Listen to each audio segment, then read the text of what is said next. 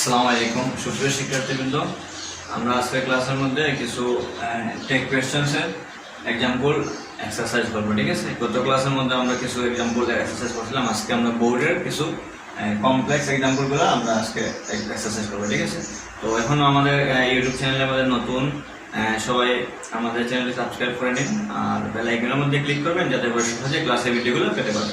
ঠিক আছে, তো কত না করেই আমরা ক্লাসের মধ্যে চলে যাই। ঠিক আছে, তো দেখো আমি কয়েকটা এক্সাম্পল এখানে মধ্যে লেখছি। আমাদের প্রথম এক্সাম্পলটা কি, এভরিবডি হেল্প হিম, এর মানে কি সবাই তাকে সাহায্য করে। তাহলে এখানের মধ্যে এভরিবডি আছে, আমরা একটা জানি কি এভরিবডি, এনিবডি, সামবডি, নোবডি যদি সেন্টেন্সের মধ্যে থাকে তাহলে আমরা এই সাবজেক্ট হিসাবে দে বসাইমু। কি বসাইমু? সাবজেক্ট হিসাবে দে বসাইমু। আর এখানে দেখো মূল ভার্ব আছে, এখানে কোনো হেল্পিং ভার্ব নাই। যদি হেল্পিং ভার্ব না থাকে তাহলে টেন্স অনুযায়ী আমরা হেল্পিং ভার্ব ব্যবহার করতে হয়। কিভাবে? যদি মূল ভার্বের প্রেজেন্ট ফর্ম থাকে আমরা ডু বসাইতে পারি, আর সাবজেক্ট যখন থার্ড পারসন সিঙ্গুলার নাম্বার হয় তখন ডাল বসাইতে পারি, আর মূল ভার্বের পাস্ট ফর্ম তাহলে ডিড বসাই। ঠিক আছে, তো এটা যেহেতু প্রেজেন্ট ফর্মের মধ্যে আছে এখানে ডু, এটা অ্যাফার্মেটিভ আছে, উত্তরটা হবে কি নেগেটিভ। তাহলে ডোন্ট দে, সাবজেক্ট হিসেবে দে বসাইছে কেন? এভরিবডি আছে। ঠিক আছে, আর মূল ভার্বের প্রেজেন্ট ফর্ম আছে যার কারণে ডু বসাইছে। যদি এস বাই এস থাকতো আর সাবজেক্ট থাকতো সিঙ্গুলার নাম্বার থাকতো তখন ডাল বসাইতাম। ঠিক আছে, তাহলে এখানে তো এস বাই এস হেল্প দেওয়া নাই এখানে। ঠিক আছে, যার কারণে ডু এখানে। তারপর দেখো কি আছে, anything may happen, anything, everything, nothing যদি থাকে সেন্টেন্সের মধ্যে তাহলে কি বসে?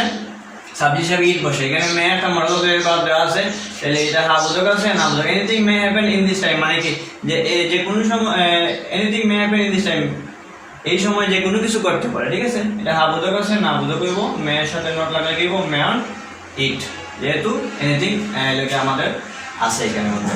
উই সেলডম হয়, সেলডম যদি সেন্টেন্সের মধ্যে থাকে সেলডম শুরুটা কিন্তু নেগেটিভ অর্থবোধক। সেলডম ওয়ান্ট ওয়ার মানে কি আমরা কখনোই ওই মানে ইয়ে চাই না, যুদ্ধ বা সংগ্রাম চাই না। ঠিক আছে, এখানে মূল ভার্বের প্রেজেন্ট ফর্ম আছে, এখানে ডু, আর যেহেতু সেলডম নেগেটিভ তাহলে এখানে নট লাগতো না, এটা অ্যাফার্মেটিভ হবে, ডু ওই উত্তরটা।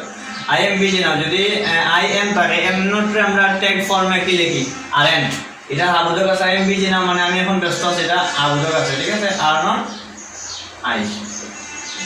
I he has few friends, তার কিছু অল্প বন্ধু আছে। ফিউ শব্দটা নেগেটিভ অর্থবোধক। ঠিক আছে, তাহলে এইদিকে হইব অ্যাফার্মেটিভ, হ্যাজ হি।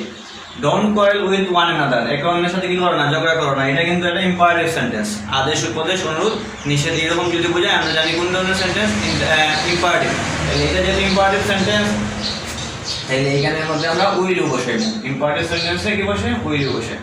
তারপর দেখো let us go for walk, বোর্ডের মধ্যে এই যে দুইটা এক্সাম্পল লেখছি, এই দুইটা এক্সাম্পল খুব ইম্পর্টেন্ট, যে কোনো একটা এক্সাম্পল বোর্ডের মধ্যে প্রায় সময় আসে। লেট আস যদি সেন্টেন্সের মধ্যে থাকে তাহলে আমরা শ্যাল উই বসাইব, শ্যাল উই। লেট হিম তাহলে বসাইমু will you. Nothing happen, nothing যদি সেন্টেন্সের মধ্যে থাকে তাহলে আমরা কি বসাই? নাথিং থাকলে ইট বসাই। হ্যাপেন আছে ডিড, ডিড বসাইমু ডিড ইট। হ্যাপেন মূলে পাস্ট ফর্ম আছে যার কারণে ডিড বসাই। Everyone were present at meeting, ওই মিটিং এ সবাই কিছু উপস্থিত হলো, এটা হাবুদক আছে না বোঝক হইব ওয়ার নট দে। এভরিওয়ান তাহলে সাবজেক্ট হিসেবে দে বসে। ঠিক আছে, সবাই ক্লাসটা বুঝতে পারতো। আমাদের ক্লাসে যারা নতুন এখন আমাদের চ্যানেলটি সাবস্ক্রাইব করে পাশে থাকবেন। ঠিক আছে, সবাই ভালো থাকেন, সুস্থ থাকেন, আসসালামু আলাইকুম।